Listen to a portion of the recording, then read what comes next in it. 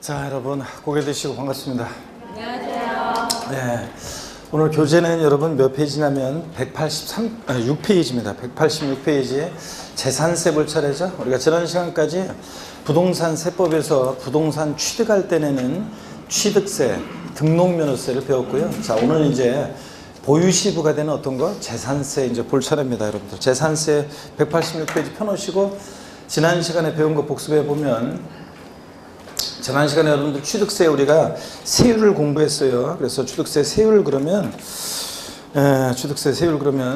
우리 자, 크게 세 개 덩어리로 돼 있다 이런 걸 배웠습니다. 그렇죠, 우리 취득세 세율부터죠.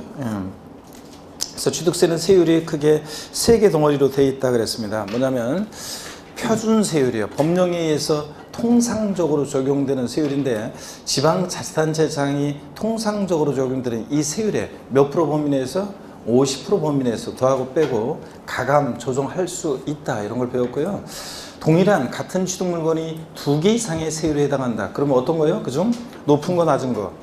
높은 세율을 적용한다. 이런 것도 배웠죠? 같은 취득 물건이 2개 이상의 세율에 해당한다. 그중 어떤 거? 높은 세율을 적용한다. 이런 것도 배웠고요. 그 다음에 취득세 표준세율은 취득 원인 등에 따라 다양합니다. 물론 취득세는 세율 구조가 차등 비례세율 구조로 되어 있다 이렇게 얘기합니다. 비례세율이라는 것은 얼마짜리를 취득하든 취득가격에 관계없이 세율이 일정한 것을 우리가 비례세율이라고 하는데, 차등한다는 것은 취득 원인이나 과세 대상 등에 따라서 차등해서 이제 비례세율이 적용됩니다. 그럴 때 농지면 3%, 농지 아닌 토지는 4% 이런 식으로. 자, 그래서 차등해서 비례세율이다 이런 걸 배웠고, 취득세율이요. 자, 취득세 요거는 좀 아시라고 했습니다. 유상승계 취득의 경우 취득세 세율은 우리가 그래도 누가 물어볼까봐 아시라고 그랬죠. 매매, 교환, 공매, 경매 같은 매매, 교환, 공매, 경매 같은 유상으로 농지를 취득했을 때 표준세율이 몇 프로입니까? 3%고 농지 아닌 토지를 만약에 농지 아닌 부동산을 매매, 교환, 매매, 교환, 공매, 경매로 농지나 주택 아닌 그 부동산을 매매나 교환, 공매, 경매로 취득했다. 몇 프로요? 4%. 누가 여러분한테 취득세 표준세율이 몇 프로냐 물어보면 몇 프로라고 대답하신다? 4% 이렇게 대답하시고, 다만 주택은 우리가 땅 사고 상가 사는 사람들은 부자들이잖아요. 근데 주택은 서민들과 관계되어 있고 주택 거래 활성화를 위해서 주택을 유상거래로 매매, 교환, 공매, 경매로 취득할 때는 낮은 세율이 적용됩니다. 취득 가격에 따라 세율이 달라지죠. 취득 가격이 6억 원 이하다. 6억까지는 몇 프로? 1%. 6억 초과 9억 원 이하는 몇 프로? 2%. 9억 초과 몇 프로요? 3% 취득세 표준세율이 적용됩니다. 취득세 중과세율은 뭘 그렇게 아침에 막 뭘 자르고 그러나. 자, 취득세 조금만. 자, 취득세 우리 중과세율은 크게 세 개의 덩어리로 되어 있어요. 세율을 무겁게 매기는 중과세율은 사치성 재산에 대한 중과세, 과미력적 원용내 중과세, 대도시 내 중과세, 크게 세 개의 덩어리로 되어 있는데 우리 아직 자세한 것은 안 배웠습니다. 다만 세율이 어떻게 적용되냐는 나중에 배워야 되고, 근데 이제 요거는 알아셔야 된다고 했습니다. 사치성 재산이 어떤 거냐, 사치성상. 그래서 사치성상 그러면 별장, 고급 오락장, 골프 연습장이에요, 골프 회원권이에요, 골프장이에요. 그렇지, 골프장. 회원제로 운영되는 골프장이 사치성 재산이고요. 별장, 고오락장, 골프장, 그 다음에 고급 선박, 고급 주택, 이렇게 5가지. 별장, 고급 오락장, 골프장, 고급 선박, 고급 주택이고, 시험에서는 여기 5가지에 헷갈리게 하는 게 골프 연습장이나 골프 회원권은 사치성 재산이 아닙니다. 또 고급 항공기나 고급 승용차도 사치성 재산이 아닙니다. 헷갈리게 하는 것들 주의하시고요. 그 다음에 취득세 나머지 과미력적 원용내 중과세, 대도시 내 중과세는 아직 모르셔도 되고요. 자, 이 정도 여러분 아시면 되고, 취득세 세금 계산했어요. 과세표준 곱하기 세율에서 산출세액이라는 거 구하는데, 세금 계산했으면 내야 되는데 어디다 납부할 것이냐? 납세지 지난주에 한꺼번에 설명드렸습니다. 지방세는 납세지가 물건 소재지예요, 주소지예요? 원칙 어디다? 물건 소재지. 그래서 29회 시험에 나왔다고 그랬잖아요. 등록면허세. 하여튼 납세지 같은 거 나오면 주는 문제지. 취득세, 등록면허세, 재산세. 부동산을 취득하고 등록하고 보유할 때 납세율이 어디냐 그러면 부동산 소재지입니다. 주소지 아닙니다. 그래서 취득세나 등록면허세나 재산세 문제에서 납세지 나왔는데 부동산에 관련한 부동산을 취득하거나 등록하거나 보유할 때 납세지 나왔다. 주소지 나오면 무조건 틀립니다. 부동산 소재지라는 거. 자, 지방세는 그 지자체로 돈이 가야 되니까 물건 소재지고 종합부동산세나 양도소득세처럼 국세는 집 가까운 데서 분류하고 어디? 주소지를 원칙으로 한다. 이거 꼭 기억하시고요. 그 다음에 취득세 신고 납부하는 세금입니다. 납세무자가 세금 계산해서 자 소위 총론에서 배웠죠. 납세무자가 세금 계산해서 계산된 세금을 과세주체에게 신고하고 납부합니다. 그럴 때 언제까지 신고 납부할 것이냐 그러면 취득한 날부터 언제요? 60일 이내, 취득일로부터 60일 이내 신고 납부합니다. 근데 증여로 취득했을 때는 언제까지요?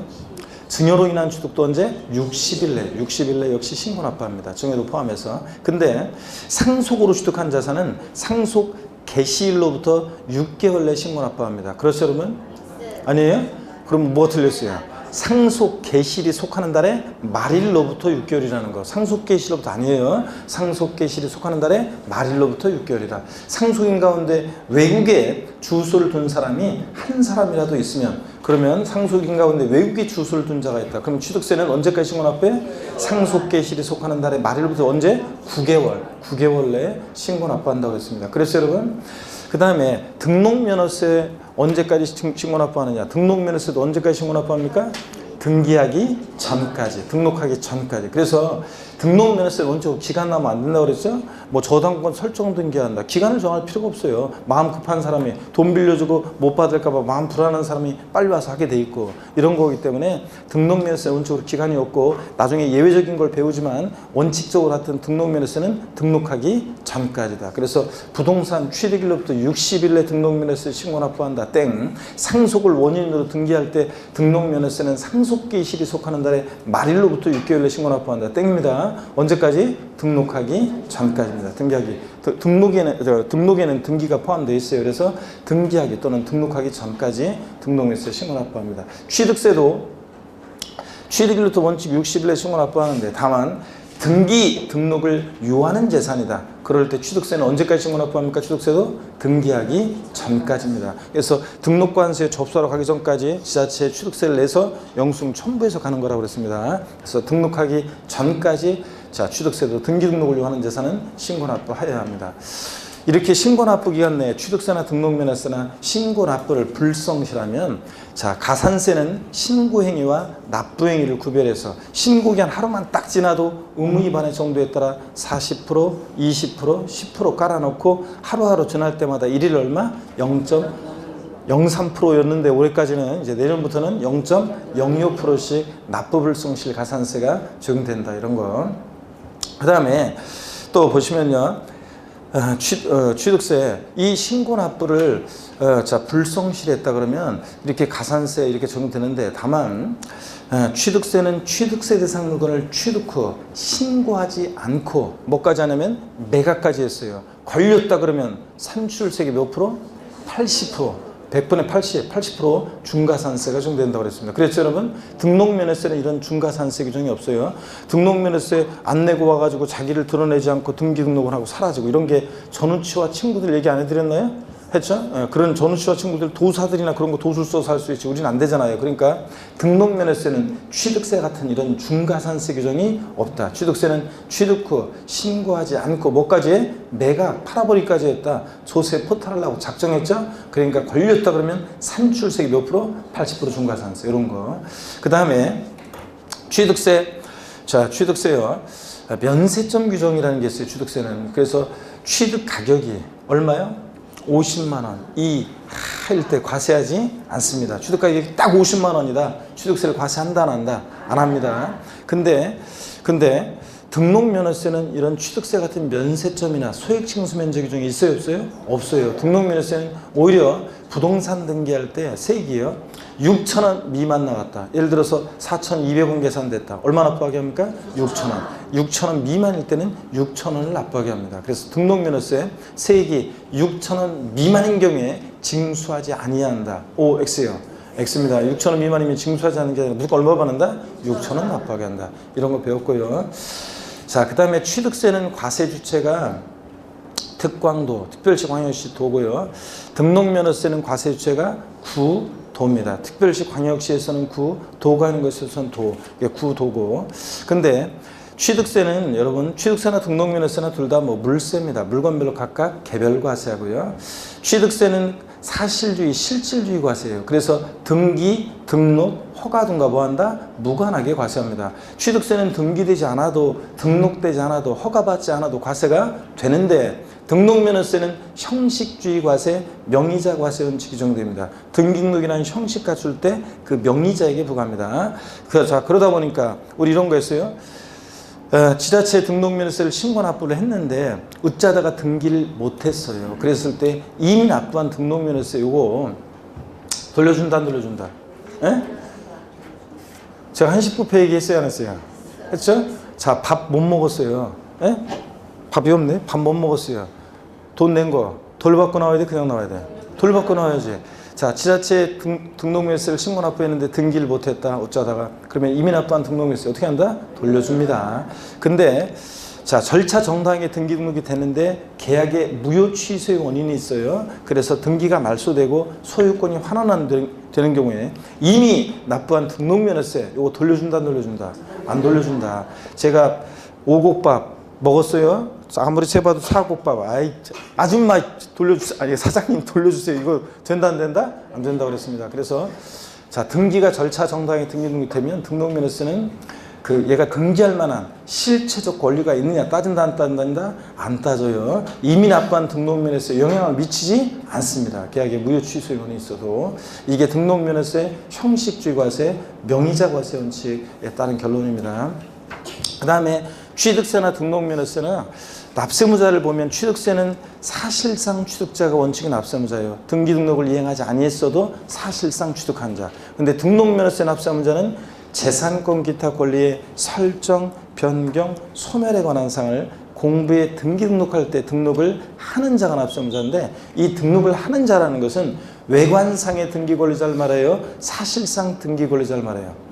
외관, 왜 이렇게 자신이 없어요, 여러분들? 외관상의 등기 권리자를 말합니다. 사실상 등기 권리자일 것을 요하지 않습니다. 왜냐? 형식주의 명의자 과세 원칙 정되니까 절차 정당하게 등기 등록이 됐으면 얘가 등기할 만한 실질적 권리가 있어서 등기가 됐느냐 이런 거 안 따져. 그냥 그 외관상의 그 등기부상의 권리자를 납세무자로 합니다. 등록면허세 등록에는 원칙적으로 취득을 원인으로 이루어지는 등기 등록은 제외합니다. 왜 그래요? 취득을 원인으로 이루어지는 등기 등록은 원칙적으로 어디로 가니까? 취득세로 갔으니까 취득세랑 통합됐으니까. 그래서 등록면허세는 취득과 무관한 재산권 기타 권리의 설정, 변경, 소멸에 관한 종전의 등록세 내용이 자 면허세랑 통합돼서 등록면허세 신설된 거라고 그랬잖아요. 그래서 2011년도부터. 그래서 등록면허세 등록에는 취득을 원인으로 이루어지는 등기 등록은 제외하는데 다만 뭐 취득세 면세점이 적용된다거나 취득세 부과 제척기간이 만료했다거나 그래서 취득세는 부과할 수 없는데 그럴 때 등기는 공짜로 안 해줍니다. 그렇기 때문에 자 예외적으로 취득을 원인으로 하지만 등록에 포함돼서 등록면허세가 과세되는 경우가 4가지가 있다. 그래서 29회 시험에 나왔다고 그랬잖아요. 요 4가지에다가 하나 등록면허세 과세되지 않는 걸 집어넣고 물어봤었습니다. 그 다음에 취득세나 등록면허세 납세무자 받고 자 세금 계산 어떻게 할 것이냐 과세 표준이요. 취득세나 등록면허세나 신고 납부하니까 납세무자가 과표 결정합니다. 원칙적으로 납세무자가 신고하는 가액 예외적으로 납세무자 신고 없거나 신고한 가액이 시가순액보다 미다르게 신고되면 뭘 과세 표준해? 시가순액. 그 다음에 국가 등으로부터 취득하는 객관적인 취득 일정한 경우에는 시가순액보다 높든 낮든 그 사실상 취득 가격을 취득세 과세 표준금액으로 하는데 다 등록면허세 똑같아요. 원칙 신고하는 가액 예외적으로 시가순액 또 사실상 취득가격 똑같은데 다만 결정적인 차이점이 취득세는 취득 당시 가액인데 등록면허세는 뭐라고요? 등록 당시 가액이다. 예? 그래서 취득 후 등록 당시 자산 재평가 등의 사유로 가액이 변경됐다. 등록면허세 과세 표준은 예를 들어서 취득 당시는 1억이었어요. 취득 후 등록 당시 자산 재평가를 해서 1억 2천이 됐다. 등록면허세 과세 표준액은 얼마로 합니까? 1억 2천. 그 등록 당시 변경된 가액을 등록면허세 과세 표준금액으로 한다고 했습니다. 재평가 전의 가액 아닙니다. 이거 시험에 몇 번 나왔다고 그랬고 등록면허세는 사실은 있잖아요. 또 아까 신고납부는 저 취득세랑 등록면허세 비교해서 했었는데 등록면허세는 등록하기 전까지 원칙적으로 신고납부합니다. 예외적으로 이제 나중에 기간이 나오긴 나오는데 등록하고 나서 이게 중과 대상이 되거나 등록 당시에는 비과세 감면 대상이었다가 등록 후에 이게 과세 대상이 되거나 세금 추징 대상이 됐을 때 이제 기간이 나온 경우가 있고 나중에 배울 거고요. 근데 사실 결론, 그리고 또 가산세도 적용되고요. 근데 결론적으로 근데 등록면허세를 신고해야 할 자가 신고기한 내에 신고하지 않았어요. 근데 등록하기 전까지 납부를 했다. 그러면 등록면허세는 그 신고기한 내에 신고하지 않았어도 신고하고 납부한 것으로 봅니다. 이때 무신고 가산세는 적용됩니다. 그렇죠, 여러분? 아니요. 아니에요? 자, 그렇습니다. 신고하고 납부한 것으로 보기 때문에 신고한 것으로 보니까 무신고 가산세, 이런 가산세는 신고 관련 가산세는 적용한다, 안 한다? 안 한다는 거예요, 여러분. 이런 것도 우리가 배웠습니다. 자, 그래서 이런 것들을 지난 시간에 배웠고요. 오늘 여러분들, 자, 혹시 그 가운데 또 늦게 오신 분들은 지금 무슨 얘기인지 모르시겠다 이런 분들은 반드시 늦게 오신 분들은 세법 첫 주하고 두 번째 주 그리고 취득세 앞부분까지만이라도 최소한 앞부분까지라도 좀 듣고 오셔야 됩니다. 그래서 한 6강, 한 7강 그 정도는 꼭 여러분들이 강의를 인강을 반드시 다시 복습을 하시고 들어보시고 강의를 들으시길 꼭 당부드립니다. 그래서 내년에 그래야지 이제 남은 기간 또 그 강의 내용들을 이해할 수 있게 되고요. 그래서 앞부분 강의를 안 들으면은 또 이해가 안 돼요. 그러니까 최소한 그 앞부분 한 7강 정도 강의라도 꼭 듣고 늦게 오신 분들은 오시길 당부드리고요. 자, 186페이지 보시니까 자, 재산세입니다, 여러분. 여기를 보시면 재산세는 여러분 봅니다. 재산세는 문제가요, 세 문제 정도가 이제 계속 고정적으로 출제가 되어 왔는데요. 세 문제 정도가 부동산 보유 시에 부과되는 대표적인 세금이고, 29회 시험 같으면은 재산세만의 독립한 문제는 두 문제, 또 종합 문제로 종합부동산세하고 묶어가지고 이제 한 문제. 근데 정답이 그 문제에서 재산세 있었기 때문에 자, 재산세 문제 결국 세 문제 출제된 건데, 하여튼 계속 고정적으로 재산세는 세 문제가 계속 출제가 되어 왔습니다. 자, 그럴 때 재산세는 문제 출제될 때 뭐 박스형 문제도 출제되기도 하고, 뭐 하여튼 재산세 문제가 조금 이제 어떨 때는 까다롭게 출제되는 적도 있지는 않은데, 대개는 뭐 재산세 무난하게 여러분들이 맞출 수가 있습니다. 29회 시험도 역시 세 문제예요. 무난히 맞출 수 있었던 문제였고요. 재산세 보시면 어떤 성격의 조세냐. 자, 여기서 기초입문 과정에서는 각 세금들의 성격, 특징을 파악하는 게 중요하죠. 그 다음에 재산세 어떤 것을 보유할 때 재산세가 부과될 것이냐, 과세 대상이요. 근데 이 중에서요, 토지를 보유할 때 토지분 재산세 부과할 때 그 토지 유형을 구분하는 거 있잖아요. 요게 이제 또 중요해요. 재산세에서 좀 어렵다 그러면 이 토지 유형 구분하는 게 어려운데, 여기 어떤 거냐면 여러분요, 예를 들어서 농지 1000평이 있어요. 나대지 1000평이 있어요. 공장 용지 1000평이 있어요. 면적이 똑같다고 토지분 재산세 부과할 때 세금을 똑같이 부과해요. 그럼 되겠어요? 안 되죠? 된다고 이렇게 하는 분도 계시는데, 진짜 딱딱 못 맞히고 안 됩니다. 그러면 자, 그래서 농지나 나대지나 공장 용지나 어떻게 세금을 똑같이 부과해요? 똑같이 부과하면 안 되죠. 그래서 재산세 대상이 되는 모든 토지를 토지 이용 모습에 따라 토지 유형을 구분해서 과세하는데요. 그래서 뭐 이따가 이제 살짝 우리가 어떻게 토지용 구분하는지를 제가 오늘 설명을 드릴 건데, 그래서 뭐 분리과세 대상 토지, 뭐 별도 합산 대상 토지, 뭐 종합 합산 대상 토지, 뭐 이래가지고 몇 개 유형으로, 세 개 유형으로 크게 이렇게 해가지고 토지분 재산세를 부과해요. 요거요, 여기 우리 올해 29회 강의 들었던 분도 계시는데, 제가 분명히 올해 그랬어요. 이 토지용 구분 있잖아요. 이게 직접적으로 토지용 구분을, 예를 들어서 다음 중 분리 대상 토지인 것은, 별도 합산 대상 토지인 것은, 종합 합산 대상 토지인 것은, 이렇게 토지 유형을 직접적으로 묻는 그런 문제는 가끔씩 출제돼요. 가끔씩. 근데 제가 올해 29회 시험 전에 분명히 그랬어요. 이 토지용 구분은 가끔씩 직접적으로 묻는 문제는 가끔씩 출제가 되지만, 29회 시험, 이번에 나올 가능성이 높다 그랬고 올해 아니면 내년에 나온다 그래서 올해 나올 가능성이 높다 그래서 별표시를 3개 했었어요, 여러분들. 요거. 자, 그런데 올해 29회 시험에서 다음 중 종합합산 대상 토지는 물어봤습니다. 그래서 시험에 어떻게 물어봤냐? 지방세법상 재산세 종합합산 대상 토지는 물어봤습니다. 그런데 정답 지문은 우리가 평상 이미 기출됐던 그 내용이었고, 자, 그 다음에 정답 지문은 그래서 많이 우리가 받고 막판까지도 계속 통용모의사도 그렇고 토지용 구분할 때 맨날 나온 거고 상식처럼 말하라고 했던 그것이 정답이었어요. 그런데 다만 요게 이제 올해 복수응답으로 인정되는데 올해 2차 시험에서 이제 이의제기 문제를 그 문제 이제 하자가 있다. 그래서 이의제기 받아준 문제가 2문제가 있는데 공법에서 1문제, 그다음에 세법에서 3문제 받아줬습니다. 그래서 세법에서 복수정답이 인정되는데 이제 하나는 정답은 명확한 거고요. 명확한 거고. 그다음에 또 하나가 출제자도 보니까 출제자도 이의제기 받아주면서 쓴 표현이 뭐냐면 정답은 명확하나 정답 지문은 자주 이제 본 거로 명확하나 이게 돼 있어요. 하여튼 명확하게 우리가 본 거고. 근데 이제 또 한 가지가 이제 단서를 좀 잘못 따라가지고 단서를 안 달아가지고 그래가지고 이제 이렇게 될 수도 있고 저렇게 될 수도 있고 그래서 복수응답 된 게 하나가 있습니다. 그래서 어떻든 간에 토지용 구분이 제 예상대로 나왔어요. 그래서 제가 시험 당일날 해설 강의 촬영하기 위해서 시험 당일날 해설 문제 가답안 나오기 전에 문제 이제 직원이 다 갖고 온 거 이제 문제 보면서 제가 무슨 생각을 했냐면 역시 제 스스로에게 감탄하면서 야 역시 이거 토지용 구분 아니 진짜 여러분들 가끔 나오는 거예요. 매년 나오는 게 아니라. 자, 그런데 어떤 게 좋은 거 중요한 거냐면 매년 나오는 건 매년 출제될 수 있는 그런 것들은 누구나 다 강조하니까 매년 봐야 되는 거고요. 토지용 구분은 하여튼 올해 가끔 나오는 건데 나왔어요. 그래서 제가 역시 스스로에게 역시 예상대로 나왔구나 그러면서 이거 제가 봤습니다. 어떤 간에 토지용 구분이요.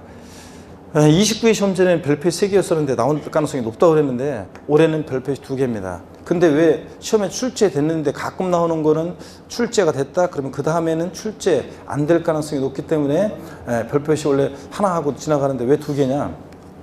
이 토지용 구분은요, 직접적으로 이제 30회 시험에서 토지용 구분을 묻는 문제가 분리대상 토지는 별도 합산, 종합합산 대상 토지는 이렇게 묻는 문제는 출제 가능성이 좀 낮습니다. 이제 확 낮아졌어요. 이제 거의 이제 또 출제될 가능성은 낮아요. 근데 간접적으로는 이게 중요해요. 토지용 구분을 못하면 오늘 그쪽 동네가 별로 안 좋구만 오늘. 자, 그래서 수업분이가 그래서 이 문제가 까먹었잖아요. 자, 아주 3명이 번갈아 가면서 아주 그냥 저기 하는구만. 자, 그래서 요 토지용 구분 요게 직접적으로 출제 가능성은 낮지만 간접적으로 이 토지용 구분을 못하면 재산세 세율이라든가 등등 다른 내용 문제 풀 때 안 풀리고 또 종합부동산세 과세 대상 문제가 안 풀려요. 그래서 간접적으로는 또 관계돼서 토지용 구분을 관계돼서 출제가 될 수 있기 때문에 별표의 2개입니다. 그래서 역시 토지용 구분을 잘 하시긴 하셔야 돼요. 자, 작년처럼 이제 독립화 문제로 출제 가능성은 좀 낮아졌죠. 확실히 이제 낮아졌습니다. 자, 그 다음에 재산세 누가 납부할 의무자가 되느냐? 납세의무자 있잖아요. 요거는 한 5년 계속 시험 문제 나왔어요. 그러다가 제가 이번에 29회 시험 전에 그랬어요.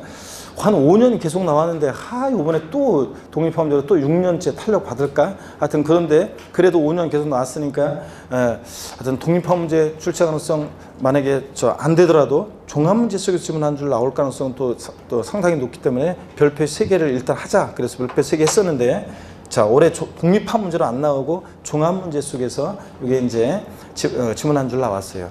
그렇기 때문에 30회 시험에서는요, 납세의무자는 또 독립화 문제로 나올 가능성이 높습니다. 잘 보셔야 되고요. 그 다음에 재산세 세금 계산을 어떻게 할 것이냐. 그래서 과세표준 어떻게 일정되고 몇 프로 세율이 적용되느냐. 요거는요, 다른 세금도 제가 다 중요하다고 그랬어요. 재산세 세금 계산을 어떻게 할 것이냐. 이거는 다른 세금도 다 중요하다고 그랬습니다. 그래서 과세표준과 세율은 묶어서 한 문제가 나오기도 하고 따로따로 나오기도 하고 하다못해 종합문제 속에서 지문 한 줄 나오기도 하고 이 과세표준과 세율은 무조건 중요합니다. 올해 출제됐어도 내년에 또 나올 수 있는 그런 테마입니다. 그 다음에 세금 계산했으면 내야죠. 납세지를 어디로 할 것이냐. 우리 한꺼번에 이미 배웠습니다. 토지 소재지, 건축물 소재지, 주택분 재산세는 어디? 주택 소재지입니다. 주소지가 아니라는 거예요, 여러분. 자, 그 다음에 자, 재산세는 우리 어떻게 징수가 되느냐 그러면 재산세는 보통 징수합니다. 그렇죠, 여러분들? 그럴 때 고지서를 통해서 세무공무원이 세금계산에서 납세 고지서를 발부해서 징수합니다. 그 관련한 얘기요. 자, 납세 절차가 29회 시험에 독립한 문제로 재산세 납세 절차 나왔어요. 자, 나왔는데 이따 보겠지만 나왔는데 독립한 문제로요. 근데 자, 요거는 뭐 종합 문제 속에서도 30회 시험에서 또 나올 수 있는 뭐 그런 내용입니다. 그래서 별표 3개고. 또 재산세 어떤 경우에 비과세 되느냐, 과세에서 제외하느냐. 이 비과세가 독립한 문제로는 아주 가끔 출제되는 건데 28회 시험 때 재산세 비과세가 독립한 문제로 작년에 나왔어요. 그렇기 때문에 29회 시험에서 제가 독립한 문제로 출제 가능성은 낮다 그랬는데 어떻든 간에 비과세는 종합 문제 속에서 30회 시험에서 독립한 문제로 안 나오더라도 종합 문제 속에서 또 지문에 나올 수 있기 때문에 기본적으로 알고 계셔야 되고요. 자, 이렇게 해서 이런 것들을 테마로 해서 재산세 문제 세 문제 출제되고, 재산세는 세 문제 출제될 때 한 문제는 되게 종합 문제로 주요 내용들을 골고루 섞어서 나오기 때문에 이런 것들을 테마로 해서 공부합니다. 자, 우리가 공부 이거라고 그랬어요. 취득세든 등록면에서든 재산세는 우리가 어떤 걸 공부하느냐. 양도세도 그렇고 종부세도 그렇지만 이 세금은 누가 과세 주체가 되고 어떤 성격의 세고, 이 세금은 어떤 것을 과세 대상으로 하고 누가 납부할 의무자가 되고, 또 세금 계산 어떻게 할 것이냐, 과세 표준 어떻게 일정되고 몇 프로 세율이 정되고, 이 계산된 세금을 어디다 납부하고 어떻게 이 세금은 징수가 되고 어떤 경우에 이 세금은 비과세 되느냐, 이걸 우리가 이제 공부하는 겁니다. 지금 계속 그걸 공부하고 있어요. 자, 그러면 재산세 성격 특징을 한번 보겠습니다. 자, 교재 보시면 186페이지입니다, 여러분. 186페이지 보시니까요. 186페이지 제1절 재산세 개요 및 과세 대상에서 개요입니다. 의의는 그냥 여러분이 편하게 읽어보시면 됩니다. 재산세는 과세 기준일 현재, 재산세는 과세 기준일이 있는 세금이죠. 보유세다 보니까 매년 언제요? 6월 1일 조세 총원에서 했잖아요. 재산세, 지역자원, 시설세, 특정부동산분, 재산세 친구, 걔하고 그 다음에 종부세, 얘네들은 과세 기준이 있다고 했습니다. 항상 얘네들 이때를 기준으로 뭐든 판단해요. 그래서 과세 기준일 현재 법률에 열거된 과세 대상을 보유하는 자에게 물건 소재지 관할하는, 주소지가 아니죠? 물건 소재지 관할하는 시장문수구청장, 특별자치도 특별자치시에서 납세 고지서를 발부하는 보통징수방법으로 징수하는 그런 지방세입니다.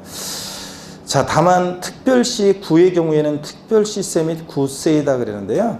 여러분 서울특별시 같은 곳은요, 특별시에서는 보세요.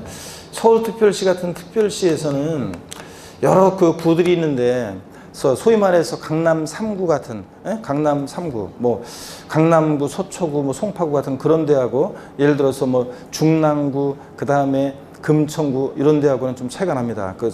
돈 자체가 세수 수입이, 그러다 보니까 그 지방 재정이 좀 차이가 나요. 그러다 보니까 그 골고루 하기 위해서 특별시 같은 곳에서는 자, 절반은, 예를 들자면 절반은 특별시세로 가져갑니다. 우리가 예를 들어서 재산세, 만약에 예를 들어서 노원구에 거주하는 사람이, 노원구에 있는 사람이 재산세 예를 들자면 100을 냈다 그러면 거기에 절반은 특별시세로 서울특별시로 들어가고요. 나머지 절반은 여기에 이제 그 자치구로 들어가요. 그래서 자치구로 들어갑니다. 그래서 구로. 그래가지고 서울특별시에서 50%를 받아가지고 자기 특별시 수입을 하는 게 아니라 여러 지자체에 골고루 배분해 줍니다. 자, 그래서 지방재정 각 구간의 불균형 문제를 해소하기 위해서 특별시 같은 경우만 예외적으로 특별시세와 구세로 나눠진다, 그런 얘기입니다. 참고적으로 이해만 하시면 되고요. 재산세 과세 주체는 누구냐 그러면 시군구, 이렇게 기억하시면 됩니다.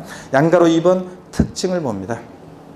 동그라미 1번 재산세는 부동산을 보유하는 경우에 보유기한 동안 매년 반복해서 부과되는 대표적인 재산 보유세고요. 동그라미 2번 재산세는 소유하고 있는 재산을 중심으로 과세하는 물세이지만, 그죠?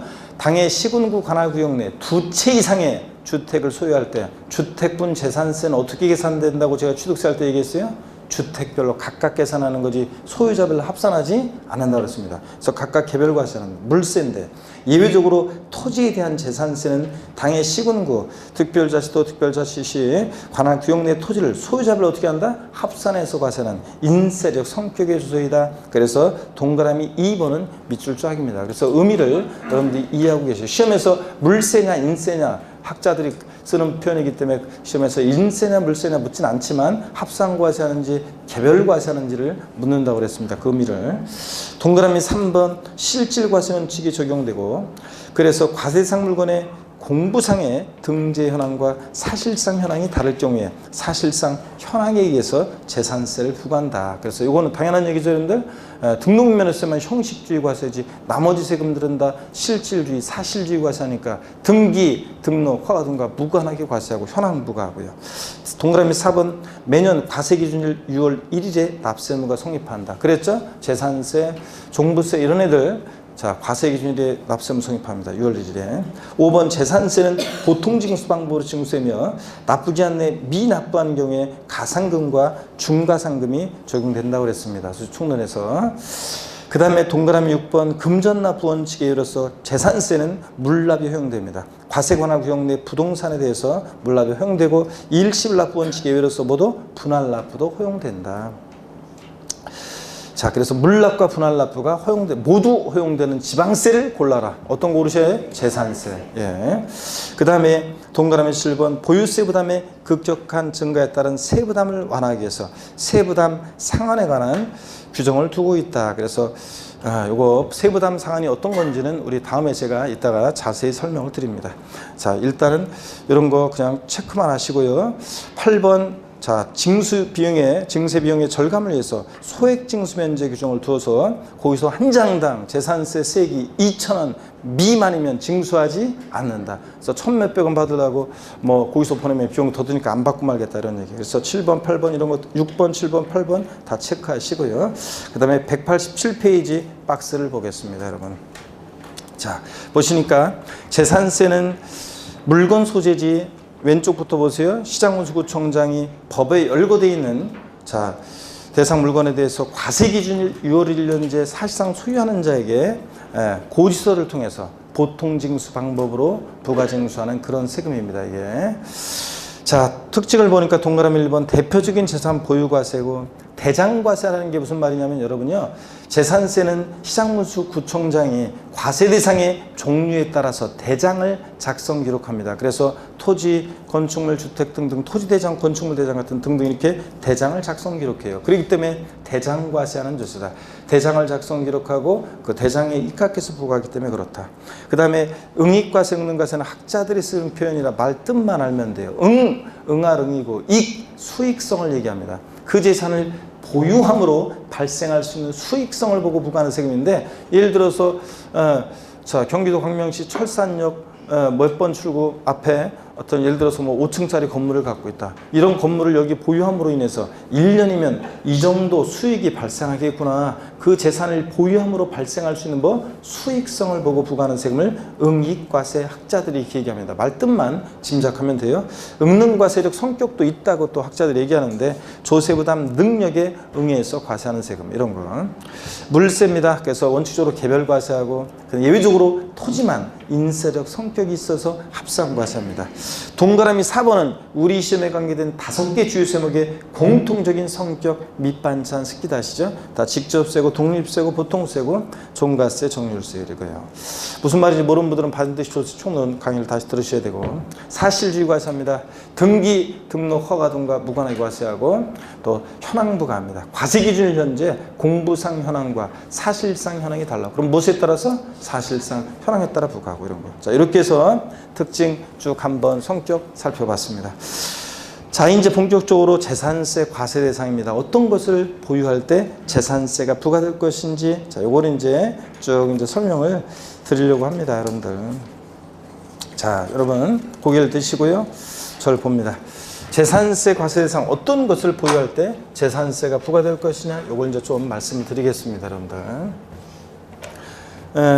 제가 지난주에 합격자 모임이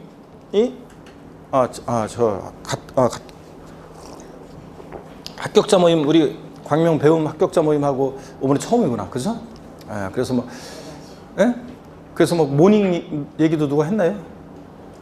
경품 얘기도 누가 하고 막 그랬나?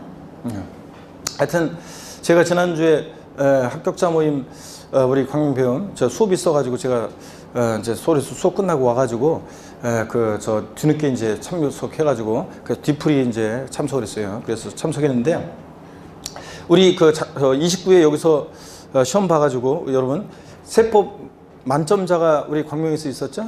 예, 세법 만점 다 맞았는데 어려운 거예요. 이게 민법 100점 맞는 것만큼 어려운 거예요. 요즘 같으면. 예. 저 어떡하네. 옛날에는 세법 100점 만점자가 학원에 많았습니다. 그런데 저 지금은 시험 문제가 어려워져가지고 그렇습니다. 근데 만점 맞았는데 그 만점 맞은 분이 저는 제가 예상한 사람이 몇 명이 있었어요. 누가 만점 맞았다는 얘기 들었는데 누가 만점 맞았어 그렇게 했는데 제가 보니까 이 얘기는 그 사장님이 안 보시겠지? 제 예상을 깨고 어떻게 그 다른 분이 제가 예상했던 분이 아닌 분이 만점 맞으셨어요. 근데 거의 60, 거의 50 후반인가 정도 되시죠? 50 후반 되시는데 60 가까이 되셨죠? 근데 정확한 나이는 제가 모르겠고요. 근데 예. 모의고사, 타사 모의고사 볼 때 주로 세법 7, 8개 밖에 못 맞았다고 하더라고요. 뭐 이렇게. 저 타사 모의고사를 보면. 그랬다고 하더라고요. 그런데 그래가지고, 왜 이렇게 점수가 안 오느냐, 세법 이상하게 그렇다 그랬는데, 근데 실전에서 이제 만점 맞았잖아요. 근데 여러분, 요분이 이제 원인이 뭐 이럴 수 있어요. 여러분이 막판에 이제 제 강의 이제 쭉 들었다가 나중에 이제 저 안 되는 분들도 9, 10월 달에 팍 이제 제가 여러분들이 될 수 있도록 도와드리거든요. 그래서 막판 9, 10월 강의 이제 팍 들으면서 이제 마무리가 되고 정리가 되면서 이제 팍 공부하셔가지고 이게 그게 한 요인이고 또 한 요인을 보면은 이럴 수 있을 거예요. 예를 들어서 사람마다 강의하는 사람마다 자기가 강조하는 게 틀려요. 그래서 제가 올해 시험에서 나올 가능성이 유력하다고 하는 부분들을 물론 전체를 강의하긴 하지만 그런 부분들에 좀 더 제가 시간을 할애하고 좀 더 강조를 하잖아요. 그리고 그런데 사람마다 어떤 사람은 자기가 이게 중요하다고 생각해서 모의고사 같은 것도 막 출제하고 막 그래요. 그러다 보면 핀트가 안 맞을 수 있는 거죠. 근데 어떡하네. 타사 모의고사 봐서 안 나왔었는데 이렇게 안 나왔었는데 실전에서 이렇게 맞았잖아요, 여러분. 그러니까 일단 두 가지 원인이 있습니다. 제가 잘 찍어서 강의를 했다는 것과 마지막 마무리를 이분이 잘 듣고 이렇게 했다는 거. 그거지 뭘 원인이 뭐가 있겠어. 분석해보면 그렇잖아요, 여러분들. 합리적인 추론을 한번 해보자고. 자, 그래서 합리적 추론해보면 그 원인이 그럴 것이다. 그래서 그렇게 맞췄습니다. 근데 지난주에 이제 또 우리 내가 누군지는 얘기 안 해야지. 여러분들 또 여기 공부 계신 분들 계셔가지고. 아무개 우리 이제 젊은 청춘 중에 남성 수강생 중에 아무개가 또 합격을 29회 이제 합격을 했는데 저한테 있잖아요. 뒷불이 갔는데 저한테 계속 옆에서 술 좀 이제 먹었겠죠? 저보고 계속 죄송하다고 자꾸 그러더라고요. 뭐가 죄송하냐? 세법을 11개밖에 못 맞아서 자기가 세법을 고득점 해가지고 다 맞거나 하나 틀리거나 이런 식으로 해가지고 저한테 자랑을 하고 자랑이 되고 싶었는데, 저의 자랑이 되고 싶었는데 11개밖에 못 맞았다고 죄송하다고 그러더라고요. 그래서 괜찮다. 합격하는 게 중요하지. 그리고 잘 맞았어, 올해. 뭐 시험에. 그래 막 했는데 넘어가는데 제가 집에 가려고 이제 전 먼저 나와가지고 이제 택시 타려고 막 가는데 날씨 엄청 추웠어요. 그래서 멀리 나왔는데 걔 잠바도 안 입고 따라나오면 들어가 추운데 막 그랬는데 작다라면 죄송해요, 죄송해요. 뭐가 죄송한데 11개밖에 못 맞았어요. 괜찮다니까. 빨리 들어가. 추운데 빨리 들어가. 추운데 들어가. 그런데 자꾸 따라와가지고 택시 아니에요, 교수님. 저기 택시 타는 거 보고요. 외투도 안 입고 바람 막 엄청 불었거든요, 그때. 지난주에. 그래서 추운데 들어가라고. 막 그런데도 자꾸 따라와요. 교수님 죄송해요. 이러고. 괜찮다니까. 들어가. 근데 지난주에 이 녀석 계속 따라오면서 그러더라고. 술버릇인가? 이 녀석이. 술 취해서 그렇겠죠? 이 녀석. 추운데 그냥 외투도 안 입고 그냥 따라 나와가지고. 그래서 계속 택시 타는데 길 건너서도 자꾸 서가지고 자꾸 저보고 인사하고 그러더라고요. 그래서 들어가라고. 나 길 건너편 들어가가지고 택시 타면서 길 건너가지고 들어가라고 자꾸 하는데도 서 있다가 들어가더라고. 잘 들어갔나 모르겠네, 이 녀석이고. 자, 하여튼 그랬습니다. 186페이지, 7페이지 재산세 과세대상. 자, 본격적으로 한번 보시면요. 재산세는 어떤 것을 보유할 때 재산세가 부과되느냐 보시면은 먼저요, 토지요. 재산세 대상이 되는 재산세 대상은 먼저 토지, 그 다음에 건축물이요. 건축물. 일단 설명을 한번 들어보세요. 교재 이따 볼 거고요. 토지, 건축물, 그 다음에 주택, 그 다음에 선박, 항공기, 이렇게 해서 5가지가 재산세 대상입니다. 상식처럼 알고 있어야 돼요. 재산세 대상은 5가지인데 어떤 거라고요? 토지, 건축물, 주택, 선박, 항공기입니다. 자, 뭐 무슨 처음에 이제 모의고사 같은 거 보다 보면 여기다가 다음 중 지방세법상 재산세 과세 대상이 아닌 것은 그래가지고 여기다가 슬쩍 뭘 집어넣냐면요. 여기다가 이제 차량이라든가 기계장비 같은 거 슬쩍 집어넣고 물어봅니다. 차량이나 기계장비는 취득세 대상이에요. 나중에 보다 보면 익숙해. 자, 근데 차량이나 기장비는 어디서 익숙한 거냐면 취득세 대상이지 재산세 대상이 아닙니다. 재산세 대상은 얘네들 5가지입니다. 그럴 때, 자, 좀 더 설명을 드려보면 토지 있잖아요. 재산세 대상이 되는 토지는 모든 토지예요. 모든 토지. 모든 토지라는 것은 무슨 얘기냐면 지적공부상 토지요. 공간정보의 구축 및 관리에 관한 법률에 따른 그 지적공부상의 토지뿐만 아니라 사실상의 토지를 포함해요. 사실상의 토지라는 게 어떤 거냐면 공유수면을 매립간척한 다음에 준공인가전에 사실상으로 준공인가전에 그 토지를 사용을 해요. 그럼 그런 토지도 포함해서 하여튼 지적공부상 등록되지 않은 미등록된 토지를 포함해서요. 모든 토지가 대상입니다. 당연하지. 실질과세는 직상, 등기, 등록과 무관하게 과세가 되니까 미등록된 토지도 포함하고요. 또 토지분 재산세 대상이 되는 토지는요. 주택의 부속 토지는 제외합니다.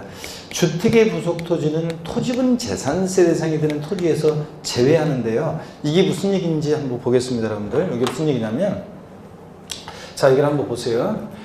재산세에서 주택에 대한 과세 입장을 제가 좀 소개해 드리겠습니다. 이걸 잘 이해하고 있어야지 나중에 응용된 내용들을 문제를 맞추게 될 수 있게 되는데요. 주택이라는 것은 세대원들이 장기간 독립된 주거 생활을 영위할 수 있도록 구조로 건축된 주거용 건축물과 우리가 부속 토지를 우리가 주택이라고 합니다. 자, 그랬을 때 주택분 재산세는 과세할 때요. 이 가격을 평가할 때 공시 가격, 이 가격을 평가할 때도 주택은 주택과 일정 면적가의 토지 가격을 하나로 통합해서 평가합니다. 그래서 개별 주택 가격이나 공동주택 가격 같은 거 평가할 때는 주택 가격, 건물 가격뿐만 아니라 일정 면적가의 토지 가격을 포함한 가격입니다. 아파트 같은 공동주택 가격은 그 공동주택 가격에는 시가편에게는 뭐가 포함되어 있냐면 그 아파트 여러분 사는 건물 가격뿐만 아니라 모두 포함되어 있냐 대지권의 가격도 포함한 가격입니다. 하여튼 자, 공시 가격을 평가할 때도 주택은 건물과 토지를 하나로 가격을 평가하고요. 그 다음에 과세할 때도 통합과세합니다. 통합과세한다는 것은 주택분 재산세 대상으로 과세할 때, 자, 주택은 건물과 일정 면적까지 토지를 하나로 해서 주택분 재산세 대상으로 과세합니다. 그러면 여러분 다시 와서 보세요. 그러면 여기 와서 보니까 주택의 부속 토지는 토지분 재산세 대상에서 제외한다고 했는데, 자, 주택의 부속 토지는 어디서 과세하니까 주택분 재산세 대상으로 과세하기 때문에 토지분 재산세 대상이 되는 토지에서 주택의 부속 토지는 포함한다, 제외한다? 제외합니다. 주택분 재산세 대상이니까 주택 부속 토지요. 그 다음에 상가에 대한 과세 입장까지 아울러 말씀드리겠습니다. 여러분 보세요. 상가에 대해서는 재산세를 부과할 때 보세요. 상가에 건물과 토지가 있잖아요. 그러면 상가의 건물은 건물 가격만 따로 공시 가격을 따로 평가합니다. 건물 가격만 공시 가격 시가편액이요 따로 평가하고 토지는 또 상가 토지는 토지 가격만 따로 개별적으로 평가합니다. 또 과세할 때도 개별 과세한다고 하는데 무슨 얘기냐? 상가는 상가의 건물 부분은 건축물분 재산세